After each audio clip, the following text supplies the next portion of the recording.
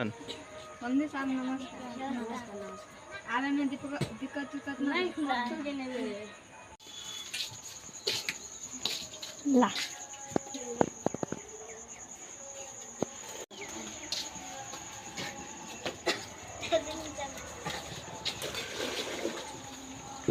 चल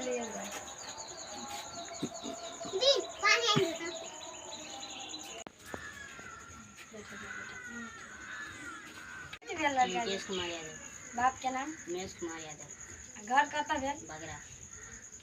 +2 पास छै। कथी काम करै छी? घाट बैठक में काम करै छी। पढ़ल छी तऽ कथी कॉपी में लिखू तऽ। बाबू कॉपी आनि दे तऽ।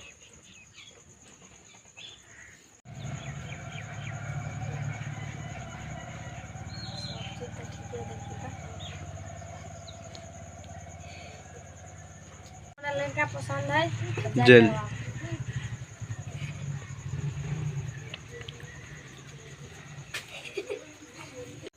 लो सामने से